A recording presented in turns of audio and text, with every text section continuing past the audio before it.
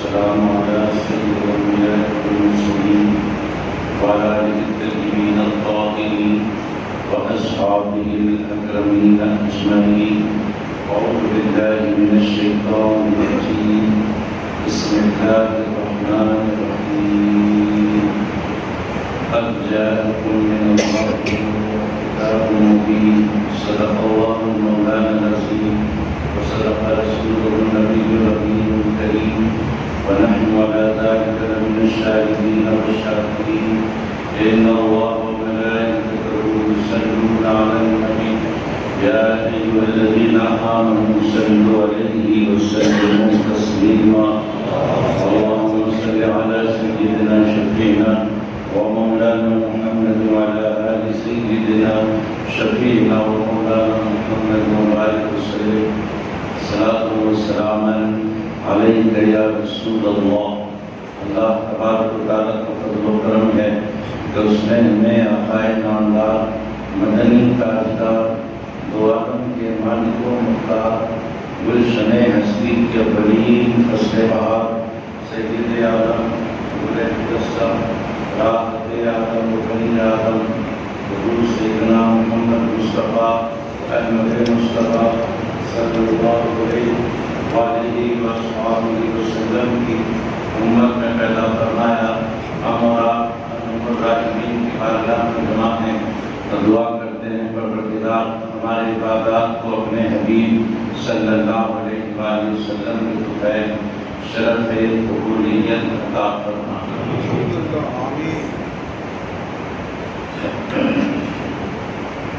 ماہ میلاد النبی صلی اللہ علیہ وآلہ وسلم کی برکتیں رحمتیں عصمتیں ہم سب کو مبارک. حدیث شریف میں آتا ہے اللہ تبارک و تعالیٰ ارشاد فرماتا ہے اس وقت جبکہ حضرت آدم علیہ السلام نے اپنی دعا میں حضور اکرم صلی اللہ علیہ وآلہ وسلم کا نام لیا. اے اللہ میری توبہ کو قبول فرما محمد کے صدقے میں. حضرت آدم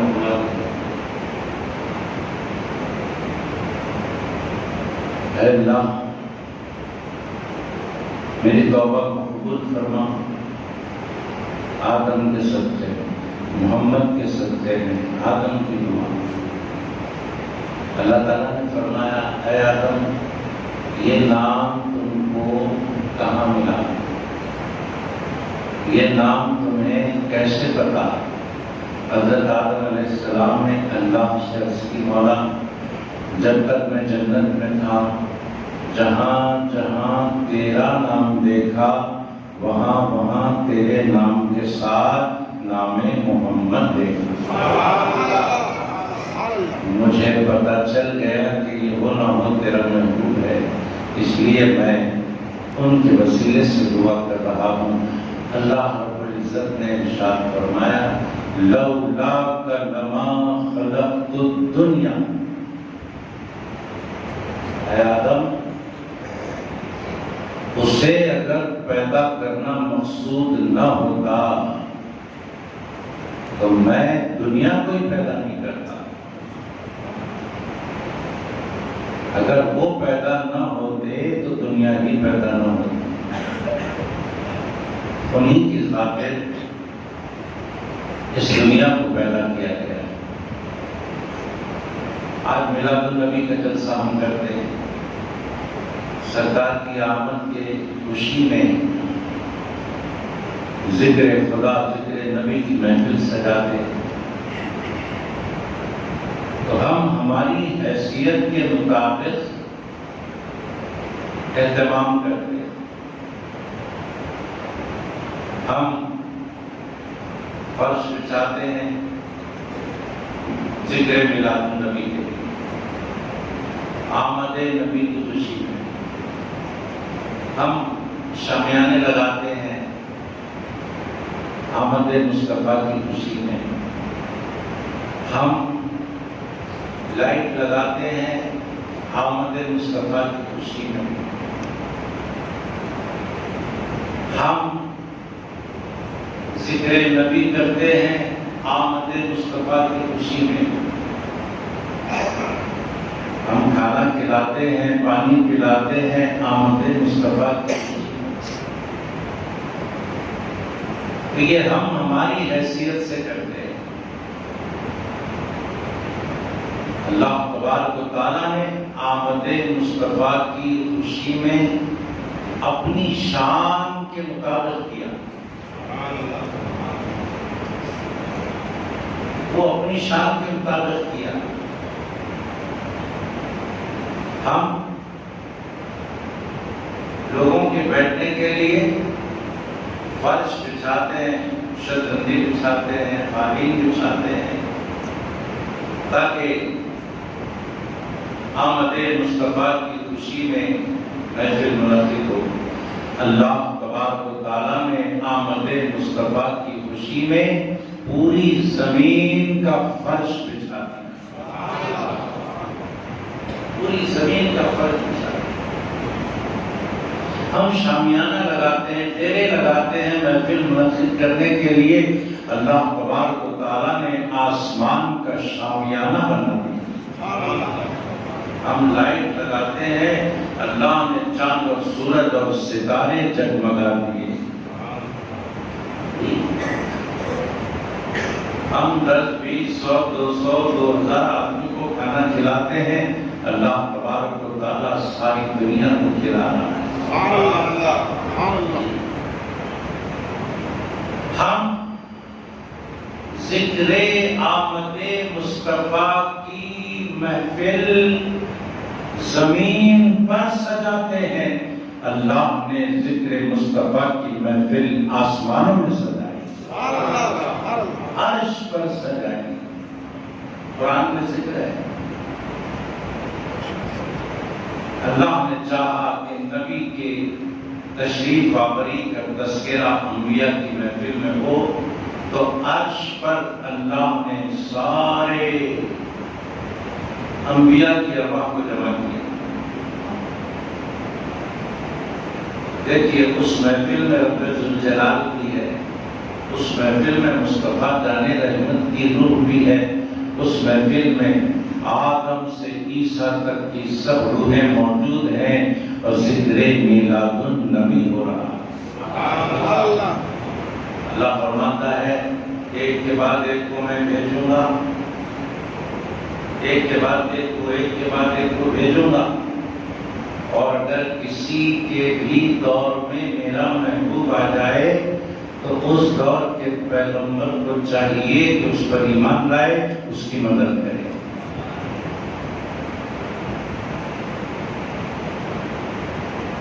یہ جو ساری دنیا 18,000 عوالم کا ذکر آیا ہے، یہ سب کا سب ہمارے حضور کی وجہ سے وجود میں آیا۔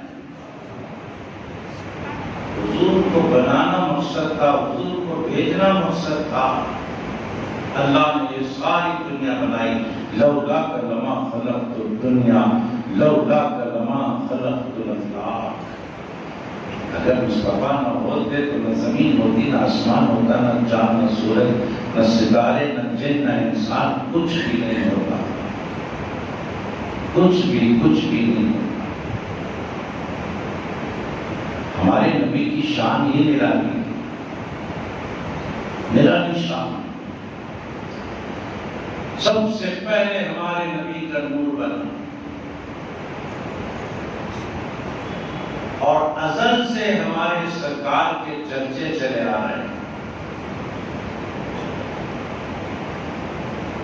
حضرت آدم علیہ السلام کی بائیں پسلی سے اللہ نے بی بی حوا کو پیدا کیا، پیدا ہوتے ہی وہ بڑی ہو گئی،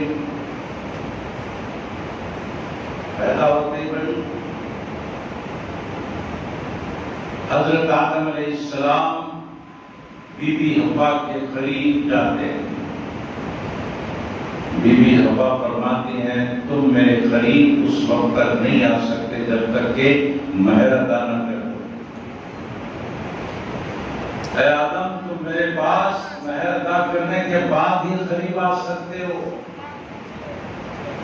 پہلے مہر ادا کرو پھر قریب آؤ۔ حضرت آدم نے اللہ سے عرض کی مولا اسے مہر دینا ہے، مہر میں کیا دوں؟ اللہ نے فرمایا میرے حبیب پر 20 مرتبہ درود پڑھو۔ 20 مرتبہ درود شریف میرے محبوب پر پڑھ دو، یہی تمہارا مہر ہے۔ آپ نے ہماری سرکار کی شان ہی نرالی، کیا معاملہ ہے؟ سرکار کی پیدائش کا معاملہ ہی نرالا ہے۔ ہر ماں کے پیٹ میں بچہ رہتا ہے 9 مہینے تک، اور ماں کو تکلیف ہوتی رہتی ہے 9 مہینے تک، اور جب بچہ پیدا ہوتا ہے تو اس وقت کو بہت بڑی تکلیف ہوتی ہے، اس کو درد ذہن بولتے ہیں۔ خواتین جانتی ہیں کہ بس یوں سمجھیے کہ جان کی بازی لگا کر بچے کو جنم دیا جاتا ہے۔ ماں اپنے جان کی بازی لگاتی ہے، اتنی تکلیف ہوتی ہے درد سے۔ ایک بندہ آ کر حضور علیہ السلام کی بارگاہ میں عرض کیا، سرکار میں نے اپنے ماں کو اپنے کندھوں پر بٹھا کر 7 حج کروائے ہیں، کیا میں نے اپنی ماں کا حق ادا کر دیا؟ تو سرکار علیہ السلام نے فرمایا حق ادا کرنے کی بات کرتا ہے، سن، جب تو اپنی ماں کے پیٹ میں تھا اور تیری ماں چل پھر رہی تھی تو وہ چلنے پھرنے میں جو قدم ڈالتی تھی ان میں سے ایک قدم کا بھی تو نے حق ادا نہیں کیا۔ اتنی تکلیف رہتی ہے ماں کو، مگر بی بی آمنہ رضی اللہ تعالیٰ عنہا فرماتی ہے میرا بچہ 9 مہینے پیٹ میں تھا مگر کبھی مجھے تکلیف نہیں ہوئی۔ میرا بچہ جنم لیا مگر ذرہ برابر مجھے تکلیف نہیں ہوئی۔ اور کیا فرماتی ہے، جب میرا بچہ پیدا ہوا تو پاک اور طاہر پیدا ہوا۔ کیوں؟ اس لیے کہ دوسرے بچے جب پیدا ہوتے ہیں تو ساتھ میں نجاست لگی رہتی ہے، دایا عورتیں دھو دھلا کر بچے کو پاک کرتی ہیں، اور محمد جب پیدا ہوئے تو ان کے بدن پر ایک قطرہ بھی نجاست نہیں تھی۔ بڑے پاک اور طاہر پیدا ہوئے۔ یہ نجاست لگی ہوئی کیوں رہتی ہے؟ اس لیے نجاست لگی ہوئی رہتی ہے کہ بچہ جب ماں کے پیٹ میں رہتا ہے تو آول میں لپٹا رہتا ہے، وہی اس بچے کی غذا ہوتی ہے۔ لیکن سرکار دو عالم صلی اللہ علیہ وآلہ وسلم کو آول لپٹی بھی نہیں تھی، وہ پاک پیدا ہوئی، اور وہ آول بچے کی غذا بھی ہوتی ہے، اور سرکار علیہ السلام کو وہ غذا بھی اللہ نے نہیں دیا۔ وہ غذا کس کی ہوتی ہے؟ خون کی غذا ہوتی ہے۔ ماں کے پیٹ میں بچہ خون کی غذا سے پلتا ہے۔ اللہ نے سرکار دو عالم علیہ السلام کو اس غذا سے محفوظ رکھا۔ تو پھر 9 مہینے تک بچہ کیسے زندہ رہا پیٹ میں بغیر غذا کے؟ کھایا نہیں پیا نہیں، کیسے زندہ رہا؟ اس کی مثال سرکار کی زندگی میں ملتی ہے۔ ایک صحابی نے صوم وصال رکھا۔ صوم وصال کا مطلب افطار نہیں ہوتا، روزے پہ روزہ چلتا ہے۔ ایک صحابی رکھنے لگے، جب رکھنے لگے تو حالت ان کی نہیں پر ناتوان ہو گئی۔ سرکار کی نظر پڑی، ارشاد فرمایا اے صحابی تمہاری حالت اتنی کمزور کیوں ہے؟ عرض کیا سرکار صوم وصال رکھ رہا ہوں، نہ افطار ہے نہ کچھ، نہ کھانا ہے نہ پینا ہے، روزے پر روزہ ہے۔ سرکار نے فرمایا آخر آخر تم سے کس نے کہا صوم وصال رکھنے کے لیے؟ عرض کیا سرکار کہا تو کسی نے نہیں، مگر آپ کو رکھتا ہوا دیکھتا ہوں اس لیے رکھتا ہوں، آپ بھی تو بغیر افطار کے روزے پہ روزہ رکھتے ہیں، اور اس لیے میں نے آپ کو دیکھ کر رکھ لیا ہے۔ سرکار نے فرمایا اے صحابی، تو صحابی ہے میں نبی ہوں، تو اور ہے میں اور، تو اور ہے میں اور ہوں، میں صوم وصال رکھتا ہوں تو مجھے کوئی فرق نہیں پڑتا، تجھے بھوک لگتی ہے تو تجھے اپنے ہاتھوں سے کھانا پڑتا ہے، مجھے بھوک لگتی ہے تو میرا رب مجھے کھلاتا ہے، میرا معاملہ اور ہے، میرا معاملہ اور ہے۔ تو جس طرح صوم وصال پیدا ہونے کے بعد سرکار دنیا میں رکھا کرتے تھے، ماں کے پیٹ میں 9 مہینے تک سرکار نے صوم وصال رکھا، اور جب پیدا ہوئے اس شان سے پیدا ہوئے کہ پیدا ہوتے بچے روتے ہیں، ہمارے سرکار پیدا ہوئے تو پیدا ہوتے ہی سجدہ کیا، پیدا ہوتے ہی سجدہ کیا اور کلمہ شہادت پڑھا، پیدا ہوتے ہی سجدہ، کلمہ شہادت۔ اور بی بی آمنہ رضی اللہ تعالیٰ عنہ فرماتی ہیں میں نے دیکھا جب میرا بچہ پیدا ہوا تو میں نے دیکھا صبح ساجد کا وقت تھا، رات جا رہی تھی دن آ رہا تھا، رات جا رہی تھی دن آ رہا تھا، ابھی تھوڑا سا اندھیرا تھا، ستارے جگمگا رہے تھے، اب تھوڑی دیر میں اجالا ہونے والا ہے، دن آنے والا ہے۔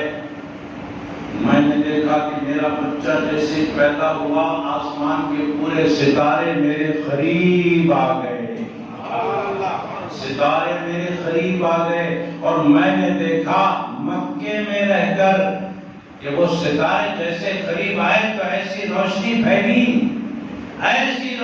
پھیلی کہ میں نے مکے میں رہ کر شام کے محلات دیکھ لیے، ان کے شام کے محلات میں نے دیکھ لیے۔ یہ سرکار کی آمد کا معاملہ ہے بھائیو دوستو، کس شام کی پیدائش ہو رہی ہے سرکار کی، کس شام کی ہو رہی ہے؟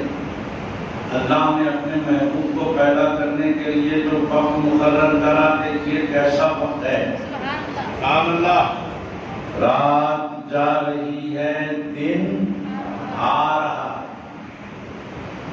رات میں بھی پیدائش ہو سکتی تھی، دن میں بھی پیدائش ہو سکتی تھی، لیکن نہ رات میں ہوئی نہ دن میں ہوئی۔ ایک عاشق نے اللہ سے پوچھا پروردگار رات میں کیوں پیدا نہیں کیا، دن میں کیوں پیدا نہیں کیا؟ جواب آیا بندے اگر رات میں پیدا کرتا تو دن مایوس ہو جاتا، رات میں پیدا کرتا تو دن مایوس ہو جاتا، دن میں پیدا کرتا رات مایوس ہو جاتی، محروم ہو جاتی، دن میں پیدا کرتا رات محروم، رات میں پیدا کرتا دن محروم۔ میں نے ایسا وقت مقرر کیا کہ رات جا رہی ہے دن آ رہا ہے، درمیانی وقت میں میرے حبیب کو پیدا کر دو، ادھر رات بھی خوش ہو جائے ادھر دن بھی خوش ہو جائے، دونوں کو میں نے نواز دیا ہے، دونوں کو سرفراز کر دیا۔ رات کا کنارہ بھی پیدائش سے جڑا ہوا، دن کا کنارہ بھی پیدائش سے جڑا ہوا۔ حاضرین محترم، حضرت آدم علیہ السلام سے لے کر حضرت عیسیٰ علیہ السلام تک جتنے پیغمبر ہوئے اور ان پیغمبروں کی امتیں ہوئی، کسی بھی پیغمبر کی شریعت میں تیمم نہیں تھا۔ آج ہم وضو کرنا چاہتے ہیں، وضو کے لیے پانی نہیں ملا تو کیا کرتے ہیں؟ تیمم۔ پانی نہیں ہے تو تیمم کرتے ہیں۔ تیمم مٹی سے ہوتا ہے، مٹی پر ہاتھ مارا، چہرے پر پھیر لیا، مٹی پر ہاتھ مارا، دونوں ہاتھوں پر پھیر لیا، تیمم ہو گیا۔ وضو سے غسل سے جو کام کر سکتے ہیں وہ سارے کام تیمم سے کر سکتے ہیں، وہ سارے کام تیمم سے کر سکتے ہیں۔ کیوں؟ تیمم سے بندہ ایسے ہی پاک ہو جاتا ہے جیسے غسل اور وضو سے پاک ہو جاتا ہے۔ مٹی سے تیمم کیا جاتا ہے، تو پھر آدم سے عیسیٰ تک کی امتیں تیمم کیوں نہیں کی؟ کسی کی بھی شریعت میں تیمم کیوں نہیں ہے؟ کسی بھی پیغمبر کی امت کے لیے تیمم نہیں، امت محمدیہ کے لیے تیمم ہے۔ کیوں؟ سنو، مثال دیتے ہیں آپ۔ ہر پہاڑی صفا و مروہ ہوتی ہے کیا؟ ہر پہاڑی صفا ہوتی ہے؟ ہر پہاڑی مروہ ہوتی ہے؟ آپ بولیں گے نہیں، پھر صفا و مروہ کو اتنا رتبہ کیسے مل گیا؟ تو بولے بی بی ہاجرہ کے قدم لگے تھے۔ ہر پانی زمزم ہوتا نہیں ہوتا، تو پھر زمزم پانی زمزم کیوں؟ تو بولے اسماعیل کے قدم لگے، ہاجرہ کے قدم لگے، صفا و مروہ عظمت والا پاک، ہاجرہ کے قدم لگے، صفا و مروہ پاک، اسماعیل کے قدم لگے، زمزم پاک۔ سرکار پیدا ہوئے، اس زمین کو سرکار کے قدم لگے، پوری زمین پاک ہو گئی، پوری زمین پاک ہو گئی۔ اب زمین کے کسی بھی حصے پر ہاتھ مارو، تیمم کرو، پاک ہو جاؤ گے۔ نہ صرف پاک ہو گئی، پاک کرنے والی ہو گئی۔ یہ سرکار کی پیدائش کا معاملہ ہے۔ اور جب سرکار پیدا ہوئے تو پہلے ہی سے پیدائشی ختنہ شدہ پیدا ہو، پیدا ہونے کے بعد ختنہ کرنا نہیں پڑا، بلکہ ختنہ شدہ پیدا ہوئے۔ اس شام کی پیدائش ہے۔ جب پیدا ہوئے تو آتش قدرے فارس ٹھنڈا ہو گیا،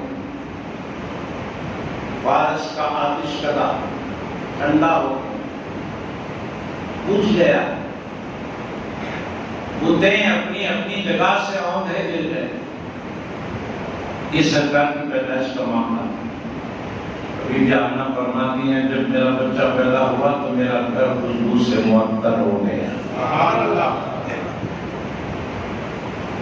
آقا علیہ السلام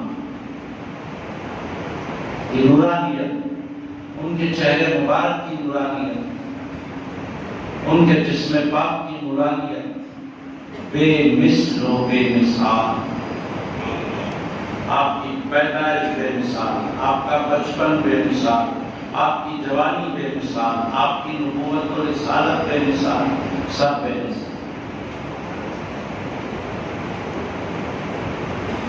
عرب میں، مکے میں رواج تھا، جب بچے پیدا ہوتے تو گاؤں سے، کھیڑوں سے عورتیں آتی اور شہر مکہ سے بچوں کو اپنے اپنے گاؤں لے جاتی اور شیر خاری کی مدت تک انہیں دودھ پلاتی۔ پھر جب وہ دودھ چھڑانے کا وقت آتا اس وقت آ کر ماؤں کو دے دیتی اور جو بھی فیس ہے، جو بھی ہدیہ ہے وہ لے لیتے۔ ان کا گھر بار چلتا، ان کے اخراجات چلتے۔ تو ایک بار قحط پڑا تھا اور ایسے ہی دنوں میں ہمارے سرکار پیدا ہوئے۔ مکے میں اطراف کے دیہات والی عورتیں آئیں تو ان آنے والوں میں بی بی حلیمہ بھی تھی، دائی حلیمہ۔ یہ بھی اپنی اونٹی پہ آئی بیٹھ کر، ساتھ میں ان کا ایک بیٹا تھا عبداللہ، ان کے شوہر تھے حارث، اونٹنی پر سوار ہو کر آئے۔ ایسے وقت آ رہے ہیں جبکہ مکے میں سردار انبیاء کی ولادت ہوئی۔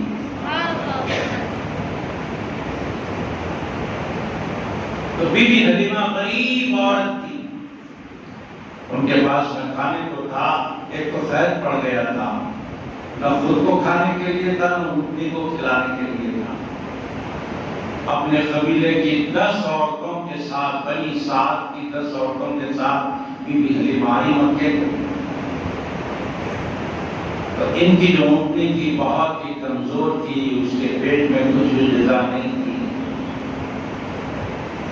چلے آئے سب اپنی سہیلیوں کی اونٹنیوں کے سب سے پیچھے، ان کی اونٹنیاں آہستہ آہستہ چل رہی ہیں، سب کی اونٹنیاں آگے آگے، ان کی پیچھے۔ سب دیکھ رہے ہیں کہ حلیمہ کی اونٹنی بالکل ناتوان ہے، اس کو کھانے کو نہیں ہے، پینے کو نہیں ہے، چلنا نہیں چاہتی، چلنا اس کے لیے بڑا بار ہو رہا ہے، سب دیکھ رہے ہیں۔ بہرحال آ گئے، جب آ گئے بی بی حلیمہ کی قسمت جاگے، سب نے کسی کسی کا بچہ لے لیا، بی بی حلیمہ کو سردار انبیاء مل گئے۔ سبحان اللہ، سردار انبیاء مل گئے۔ تو بی بی حلیمہ کے پاس بھی دودھ نہیں تھا، خود ان کے پاس، ان کا ایک پینے والا بیٹا بھی ہے لیکن ان کے پاس دودھ نہیں ہے۔ اونٹنی کے پاس بھی دودھ نہیں ہے کہ بی بی حلیمہ پیے، نہ عبداللہ کو پلانے کے لیے حلیمہ کے پاس دودھ ہے، نہ خود حلیمہ کو پینے کے لیے اونٹنی کے پاس دودھ ہے۔ ایسی حالت میں آئے تھے، سردار کو جیسے ہی اپنے گود میں لیا، بی بی حلیمہ فرماتی ہیں بچے کو جب میں نے گود میں لیا، لیتے ہی فوراً میرے اندر دودھ آ گیا، میرے اندر دودھ آ گیا۔ ایک طرف سے میں نے محمد کو دودھ پلایا، پی لیا محمد نے صلی اللہ علیہ وسلم، پھر اسی محمد کو میں چاہتی تھی کہ دوسری طرف سے بھی دودھ پلاؤں، لیکن قربان جائیں کہ محمد عربی نے دوسری طرف سے ایک قطرہ بھی نہیں پیا۔ دائی حلیمہ پوچھتی ہے بچہ کیوں نہیں پی رہا ہے؟ سردار زبان حال سے فرماتے ہیں اماں جان اگر میں دوسری طرف سے بھی پی لوں تو میرا بھائی کس طرف سے پیے گا؟ میرا بھائی محروم ہو جائے گا اگر میں دونوں طرف سے پی لوں۔ ابھی گود میں ہے، عدل و انصاف کا یہ عالم ہے۔ دوسری طرف سے حضرت عبداللہ کو بی بی حلیمہ نے پلایا۔ حضرت حارث نے دیکھا کہ یہ بچہ تو بڑا کرشمہ بھی معلوم ہوتا ہے، خود کا انتظام تو ہو گیا ہے، لیکن اب حلیمہ کیا پیے گی، میں کیا پیوں گا؟ چلو دیکھتے ہیں کہیں ادھر بھی انخلاف تو نہیں آ گیا۔ جا کر اونٹنی کو چیک کرتے ہیں حارث، تو کیا کہتے ہیں آ کر حلیمہ سے کہ اے حلیمہ اللہ نے ادھر تیری چھاتی میں دودھ دے دیا ہے، ادھر ہمیں پینے کے لیے اونٹنی میں بھی دودھ آ گیا۔ اور جب قافلہ پلٹ رہا تھا پورے اہل قافلہ نے دیکھا کہ بی بی حلیمہ کی اونٹنی سب اونٹنیوں سے آگے چل رہی ہے، ساری اونٹنیوں سے آگے چل رہی ہے۔ اب ساری سہیلیوں نے پوچھا کہ اے حلیمہ کیا اونٹنی بدل گئی، کیا سواری بدل گئی؟ کیونکہ آتے وقت تو بہت نہیں کو ناتوان تھی، چلنا نہیں آ رہا تھا، کیا تم نے سواری بدل دی ہے؟ بی بی حلیمہ نے کہا اے میری سہیلیوں سنو، سواری نہیں بدلی ہے، سوار بدل گیا، سوار بدل گیا ہے۔ دیکھو جب سے میں نے اس بچے کو گود لیا ہے میں کرشمے دیکھ رہی ہوں، میری چھاتی میں دودھ آ گیا ہے، اونٹنی کے اندر دودھ آ گیا ہے، اور اونٹنی کے اندر اتنی جان آ گئی ہے کہ ساری اونٹنیوں سے سب سے آگے میری اونٹنی چل رہی ہے، یہ بچہ بڑا کرشماتی معلوم ہوتا ہے، یہ بڑا اللہ والی معلوم ہوتا ہے۔ جب پہنچے اپنے گاؤں کو تو وہاں ایک بھائی تھا عبداللہ، ایک شیما کی بہن، دودھ بہن شیما، دودھ بھائی عبداللہ، یہ دونوں کے ساتھ سرکار کھیلا کرتے تھے۔ ایک دن کھیلتے کھیلتے چلے گئے باہر بی بی شیما کے ساتھ، اور تیز دھوپ تھی، گرم ریت تھی۔ بی بی حلیمہ نے دیکھا کہ گھر میں نہ محمد ہے نہ شیما ہے، آخر یہ گئے تو کہاں گئے؟ آخر یہ گئے تو کہاں گئے؟ ان کو ڈھونڈتے ہوئے باہر نکلی تو کیا دیکھا کہ وہ گھر کو واپس ہو رہے۔ بی بی شیما سے بیٹی سے کہا، بی بی حلیمہ نے، میں تو ڈر گئی تھی کہ تمہیں کچھ ہو گیا ہوگا، اے شیما تم نے یہ بچے کو کیوں لے گئی؟ دیکھتی نہیں کہ کتنی تیز دھوپ ہے، کتنی گرم ریت ہے، اس گرم ریت پر یہ بچہ پیر رکھا ہوگا تو چھالے آ گئے ہوں گے، اتنی تیز دھوپ میں میرا بچہ پریشان ہوا ہوگا۔ ڈانٹ رہی ہے، ڈپٹ رہی ہے اپنی بیٹی شیما کو۔ بی بی شیما مسکرا کر فرماتی ہیں، اماں جان تم جیسے سوچ رہے ہو ایسا کچھ بھی نہیں ہوا، تم جیسے سوچ رہے ہو ایسا کچھ بھی نہیں ہوا۔ تو کہا کیسے نہیں ہوتا؟ اتنی تیز دھوپ ہے، میرا بچہ دھوپ میں جل گیا ہوگا۔ بی بی شیما فرماتی ہے، میں نے اپنی آنکھوں سے دیکھا، جدھر جدھر یہ بچہ چلتا ہے ادھر ادھر سایہ ابر کا آ جاتا، ابر کا سایہ آ جاتا ہے، اور یہ چھاؤں میں چلتے ہیں، جدھر جدھر یہ جاتے ہیں ٹھنڈا ماحول ہو جاتا ہے۔ ان کے نہ پیروں کو تکلیف ہوئی نہ ان کے بدن کو تکلیف ہوئی، یہ بڑے اللہ والی معلوم ہوتے ہیں۔ تو ہمارے سرکار کی پیدائش بھی نرالی، ہمارے سرکار کا بچپن بھی نرالا۔ ایسے نرالے نبی کی امت میں اللہ نے ہمیں پیدا فرمایا ہے۔ حضرت نوح علیہ السلام کی بات کر کے میں اپنی بات ختم کر دیتا ہوں۔ حضرت نوح علیہ السلام کا جب وصال ہو رہا تھا، انتقال ہو رہا تھا، تو فرشتوں نے کہا، اے نوح تم نے دنیا کو کیسے پایا؟ حضرت نوح علیہ السلام جو 1000 سال تک اس دنیا میں رہے تھے، انہوں نے کہا کہ میں یہ سمجھتا ہوں کہ میں نے بہت تھوڑی زندگی پائی۔ فرشتے کہتے ہیں 1000 سال جی کر کہتے ہو کہ تھوڑی حیات ملی؟ ارے امت محمدیہ کیا کہے گی جو 100 سال کے اندر ہی ختم ہو جائیں گے؟ 60 اور 70 کے بیچ ان کی اوسط عمر ہوگی۔ حضرت نوح علیہ السلام نے فرمایا، کیا کہا؟ کس امت کے بارے میں کہا؟ امت محمدیہ کے۔ ارے ان کی 60-70 سال کی عمر یہ 1000 سال کی عمر سے بہتر ہے۔ اگر اللہ مجھے 1000 سال کی عمر نہ دیتا اور امت محمدیہ میں پیدا کرتا اور 60-70 سال ہی عمر ہوتی تو کوئی بات نہیں، میں اللہ کا شکر اتنا ادا کرتا کہ پیدا ہونے سے لے کر انتقال تک سجدہ شکر ہی ادا کرتا۔ تو اس امت کی بات کر رہے ہو، ارے اس امت میں 60-70 سال کا 60-70 منٹ بھی اگر مل جائے تو بڑے نصیب کی بات ہے۔ ہم اور آپ ایسے نبی کی امت میں پیدا ہوئے ہیں، لہذا ہمیں چاہیے کہ سرکار کی امت میں پیدا ہونے پر اللہ کا شکر ادا کرتے رہیں، اللہ کی اطاعت و عبادت کرتے رہیں، رسول سے محبت و ان کی اطاعت کرتے رہیں، آل رسول اصحاب رسول سب سے محبت رکھیں۔ بہرحال اسی پر آج کی بات ختم ہوتی ہے، اور جیسا کہ گزشتہ ہم نے اعلان کیا ہے کہ جو میلاد النبی علیہ السلام کی دعوت اس مسجد میں 12 ربیع الاول کو صبح کے وقت ہوتی ہے، اس میں جو حضرات حصہ لینا چاہتے ہیں ہمارے ظفر بھائی صدر صاحب سے مل سکتے ہیں آپ لوگ، یا پھر ڈونیٹ باکس میں بھی آپ پیسے ڈال سکتے ہیں۔ اور دوسری بات، جو بیمار ہیں اللہ تعالیٰ ان کو شفا دے۔ صابرہ بیگم، فاروق حیدر صاحب، اور 16 تاریخ کو ہفتے کے روز بعد نماز عشاء حافظ بابا نگر میں مسجد عثمان غنی کے پاس عظیم الشان جلسہ منعقد ہوگا، اس میں آپ حضرات تشریف لائیں۔ اور 12 ربیع الاول شریف کو سنتوش نگر پانی کی ٹانکی کے پاس جلسہ میلاد النبی علیہ السلام منعقد ہوگا، اس میں بھی تشریف لائیں۔ اللہ تعالیٰ جتنے بھی بیمار ہیں سب کو شفا کاملہ عطا فرمائیں۔ اور ایک سیدہ خاتون ہے جو ہمارے ڈاکٹر صاحب کی والدہ محترمہ ہے، اللہ تعالیٰ ان کو بھی شفا کاملہ عطا فرمائے، اور ہمارے رشتہ داروں میں، دوست احباب میں، ملنے جلنے والوں میں جتنے لوگ بیمار ہیں، اللہ سب کو شفا کاملہ عطا فرمائے۔ باقی دعوانا ان الحمد للہ رب العالمین۔